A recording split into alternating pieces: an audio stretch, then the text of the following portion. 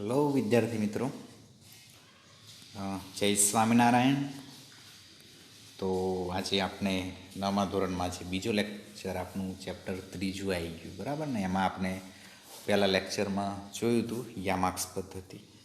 Okay, તો યામ પદ્ધતિમાં આપણે શું જોયું હતું? તો કે એક્સ, આપણે વાય એક્સ આ રીતના હતો, બરાબર ને. ધ્યાન આપજો. અને આ રીતના શું હતો? એક્સ અક્ષ, એટલે કે એક્સ ડેશ. આ વાય, સોરી, આ એક્સ, આ વાય ને આ એક્સ, અને આ બાજુ એક્સ ડેશ ને અહીંયા શું કહેતા હતા? Y dash. મિત્રો, હવે આમાં છે મિત્રો, ખાલી આપણને હું નહીં જોવાઉં, તમને આ જે છે સ્ક્રીન રેકોર્ડ પર, સ્ક્રીન પર જ જોવાશે. અને એમાં જ્યાં હું હાઇલાઇટ કરીશ તમને, મતલબ કે આ રીતના તમને કોઈ બી હોય તો આ રીતના હોય તો આ રીતના હશે, કોઈ પણ વાંચશે, કાં તો પછી તમને આ રીતના હશે ત્યારે કોઈ આ રીતના હશે, બરાબર છે. લાઈન પડશે ગમે ત્યાં, તો ત્યાં તમારે ખાસ જોવાનું છે, એટલે તમને ખબર પડશે. તો અહીં ધ્યાન મિત્રો, તો કે આપણને એવી કે બીજી આપણું સ્વાધ્યાય જે છે મિત્રો, આ કયું છે? 3.1. એમાં 2 જ એક્ઝામ્પલ્સ છે ખાલી, તો એ જોઈ લઈએ મિત્રો. તો અહીં ધ્યાન દરેક જણ, કે બીજી કોઈ વ્યક્તિ તમારા અભ્યાસના, એવું કહે છે કે બીજી કોઈ વ્યક્તિને તમારા અભ્યાસના ટેબલ પરના ટેબલ લેમ્પનું સ્થાન કેવી રીતે વર્ણવશો?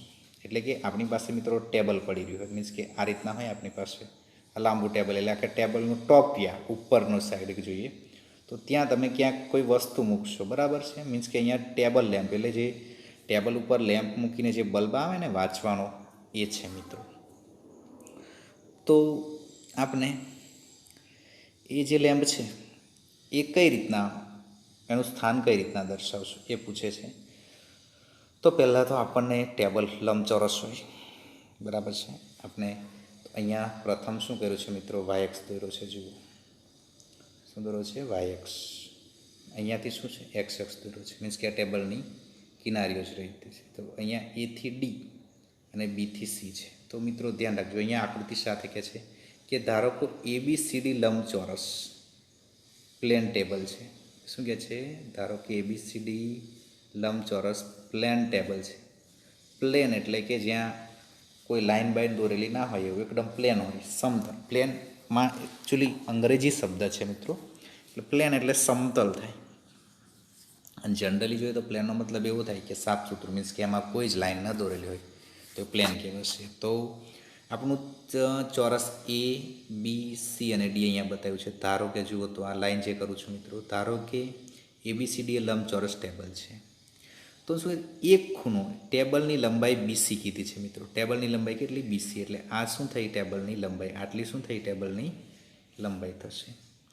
અને પહોળાઈ કેટલી થશે? B, એટલે આટલી પહોળાઈ થઈ. જો પહોળાઈ CD કહેશો ને તે પણ DC તોય ચાલશે, અને લંબાઈ તરીકે BC છે, AD કહેશો તો પણ ચાલશે, એટલે પહોળાઈ BA છે.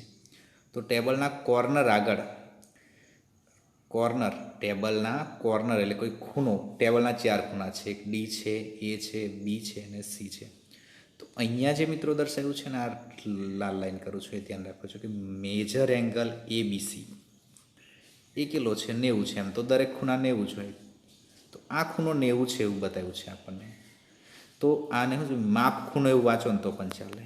માપ ખૂણો ABC, એટલે એથી શરૂ કરવાનું, B અને C એ અંત આવે, એટલે કે આપણો ખૂણો આ દર્શાવ્યો છે, આ જે છે એ કેટલો છે? 90 બને છે. કોર્નર બીને O ઉગમ બિંદુ પણ કીધું છે, અને ઉગમ બિંદુ, અને આ ટેબલની કોઈ 2 પરસ્પર લંબ ધાર પસંદ કરો, બરાબર છે, કોઈ પણ 2. તો શું કરવામાં આવે છે મિત્રો? જોજો, ધ્યાન રાખજો આમાં. તો કે ટેબલની આડી કિનારીને સમક્ષ સ્થિતિ છે. આ આડી કિનારી છે ને એને સમક્ષ સ્થિતિ, મીન્સ કે એક્સ અક્ષ છે ને એને જે સમાંતર હોય ને મિત્રો, આ એક્સ અક્ષ છે નીચેવાળો, અને એને આવી સમાંતર દૂર એ સમક્ષ સ્થિતિ જ કહેવાય. એક્સ અક્ષ કેવા છે? સમક્ષ સ્થિતિ છે. તો ટેબલની આડી કિનારી એ સમક્ષ સ્થિતિ, જેને OX કીધું છે, એને હોરિઝોન્ટલ કહેવાય. હોરિઝોન્ટલ અંગ્રેજીમાં. જો આડી હોય એને હોરિઝોન્ટલ, ને ઊભી હોય એને વર્ટિકલ કહેવાશે મિત્રો. શું કહેવાશે? આ રહ્યું વર્ટિકલ. એટલે જુઓ, આ O થી X છે એ ટેબલની એક ધારને કહી દીધી છે. ટેબલની ઊભી કિનારીને શિરોલંબ વર્ટિકલ રેખા OY છે. આ જે ઊભી રેખા છે મિત્રો, આ છે એ શું કહે છું? આને ઓવાય કહીશું, જે વર્ટિકલ કહીશું, બરાબર છે. તો તે એકબીજાને કેવા છે મિત્રો? લંબ છે. એટલે અહીંયા જો આ OX અને OY એકબીજાને લંબ કહેવાય. કોઈ પણ બે રેખા વચ્ચેનો ખૂણો 90 હોય તો એકબીજાને લંબ, એટલે OX અને OY એકબીજાને કેવા છે? લંબ છે. તે એકબીજાને લંબ છે, તેથી જે ખૂણો છે YOX મીન્સ કે YOX આ કેટલો થશે? 90 અંશનો થશે, બરાબર છે. હવે ટેબલ શું કહે છે કે ધારો કે શિરોલંબ y અક્ષ પરના બિંદુ N થી રેખા OXની દિશામાં x સેમી દૂર લેમ્બ છે. જુઓ અહીંયા દર્શાવ્યું છે કે y અક્ષથી કેટલા? x સેન્ટીમીટર જેટલું દૂર છે. એટલે આ બાજુ જે અહીંયા મિત્રો અહીંયા જવાનું છે એ x સેન્ટીમીટર જેટલું દૂર જવાનું. આ બાજુ x થયું, y અક્ષથી કીધું. પછી શું કહે છે? એટલે આ બાજુ x અંદર આવ્યું. પછી એવું કહે છે બિંદુ P છે, અહીંયા પોઈન્ટ કીધું, અને એ ટેબલની ટૂંકી ધારથી બલ્બનું અંતર x સેમી અને સમક્ષિતિજ રેખા OX એ પરના બિંદુ એમમાંથી OYની દિશામાં y સેમી દૂર લેમ્બ છે. એટલે OYની છે આમ ઉપર, બરાબર ને, OXથી. તો ટેબલની લાંબી ધારથી બલ્બનું અંતર y છે, એટલે આમ કીધું છે, બરાબર ને.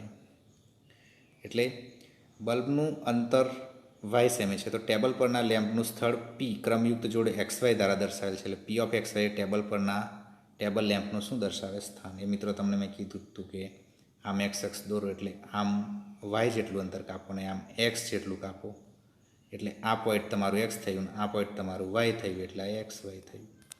ખ્યાલ આવી ગયો ને મિત્રો? એટલે ટેબલ પર મીન્સ એક સમતલમાં ગતિ ટાઈપ આવે મિત્રો. ઓકે, તો આ રીતના આપણે દર્શાવી શકાય. બીજો એક્ઝામ્પલ જોઈએ મિત્રો. તો એમાં એવું કહે છે કે શેરીઓ નકશો એક શહેરના બે મુખ્ય રસ્તાઓ. અહીંયા શું કહે છે? શેરીઓ નકશો એક શહેરના બે મુખ્ય રસ્તાઓ શહેરના કેન્દ્ર આગળ એકબીજાને છેદે છે. તો આ બે રસ્તાઓ ઉત્તર દક્ષિણ દિશાઓ અને પૂર્વ પશ્ચિમ દિશાઓમાં છે. તો શહેરની બાકીની બધી શેરીઓ આ રસ્તાને સમાંતર છે અને પરસ્પર 200 મીટર દૂર છે. તો દરેક દિશામાં 5 શેરીઓ છે. તો 1 સેમી બરાબર 200 મીટર માપ લઈ તમારી નોટબુકમાં શહેરનું આદર્શ ચિત્ર દોરવાનું છે મિત્રો. એકચ્યુઅલી શહેરનો નકશો આપી દીધો છે મિત્રો. શેરીઓ નકશો એટલે કે શેરીઓ દર્શાવેલી છે. તો એક શહેરના બે મુખ્ય રસ્તા છે. એક શહેરના કેન્દ્ર આગળ એકબીજાને છેદે છે બે રસ્તા છે મિત્રો. આ બે રસ્તાઓ ઉપર દક્ષિણ દિશાઓ, ઉત્તર દક્ષિણ એક રસ્તો ને બીજો પૂર્વ પશ્ચિમ. એટલે મિત્રો કે બસ મતલબમાં એવું થશે કે અહીંયા જે દર્શાવ્યો છે ઉત્તર, હવે એવું કહે છે કે તમારા નમૂનામાં શહેરના ઘણી બધી છેદતી રેખાઓ છે. આ છેદતી શેરીઓ એક ઉત્તર દક્ષિણ દિશામાં અને બીજી પૂર્વ પશ્ચિમ દિશામાં જતી હોય તેવી બે શેરીઓ બનેલી છે. દરેક લંબ શેરીના નીચેના અનુસંધાનમાં દર્શાવે છે. જો પહેલી શેરી ઉત્તર દક્ષિણ દિશામાં અને ત્રીજી શેરી પૂર્વ પશ્ચિમ દિશામાં ક્યાંક મળતી હોય તો આપણે તેને છેદતી શેરી 1-3 કહીશું. આ રૂઢિનો ઉપયોગ કરીને નીચેના પ્રશ્નો આપવાના છે. તો કેટલી છેદતી શેરીઓનું નાભિધામ 3-2 તરીકે લઈ શકે અને કેટલી છેદતી શેરીઓનું નાભિધામ 4-1 તરીકે થઈ શકે? તો મિત્રો અહીંયા છે કે પહેલાં તો આપણે આ સમજવાનું છે કે x અક્ષને શું કહે છે. પ્રશ્ન તો આપણે લખી લીધો છે મિત્રો, નોટ લઈને જ બેસવાનું છે. જેમ વિડીયો ચાલે એમ તમારે લખતા જાઓ. શેરી 3 અને 2 ને છેદતી શેરીઓનું નાભિધામ, 3 અને 2 ને છેદતી શેરીઓનું નાભિધામ 3-2 તરીકે લઈ શકાય. શેરી 4 અને 1 ને છેદતી શેરીનું નાભિધામ 4-1 લઈ શકાય. એક્સએમ 4 અને વાયએમ 1. અહીંયા એક્સએમ 3 અને વાયએમ 2 લેવાના છે મિત્રો. તો પહેલાં તો એ દોરી દઈએ આપણે, જોશો તમે.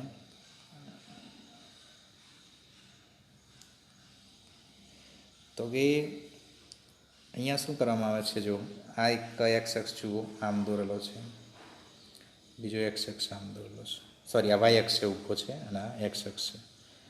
હવે શું કર્યું છે આમાં જુઓ 1 2 3 4 5 6 7 8 9 એવા આપી દીધા છે. 1 2 3 4 5 6 7 8 9 એક્સ અક્ષ પર આપ્યા છે. તો હવે શું કરીએ છીએ? તો કે કુલ શેરી 5 અમને આ પહેલી શેરી લીધી છે, આ બીજી છે, ત્રીજી છે, ચોથી છે અને પાંચમી છે. એ પ્રમાણે ઊભી પણ શેરી આપીએ છીએ. શું છે કે જો આ ઈ છે એ ઈસ્ટ કહેવાય. ઈસ્ટ એટલે પૂર્વ, ઈ એટલે પૂર્વ દિશા થઈ. આ કઈ થશે? વેસ્ટ એટલે કે પશ્ચિમ દિશા થશે મિત્રો. આ કઈ થશે? વેસ્ટ. ડબલ્યુ એટલે પશ્ચિમ દિશા. અને એ રીતના અહીંયા શું આપ્યું છે? એસ એટલે આ દક્ષિણ દિશા થશે. બરાબર છે. અને આ છે નોર્થ. એટલે તમે દિશા પ્રમાણે બેસી જાઓ તો તમને વધારે ખ્યાલ આવી જશે.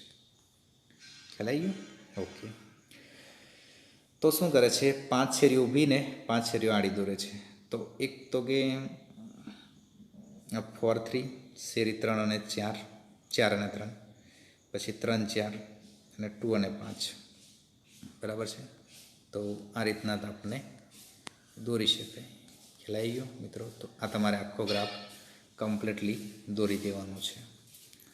ઓકે મિત્રો, તો મળીએ નેક્સ્ટ લેક્ચરમાં. જય શ્રી રામ.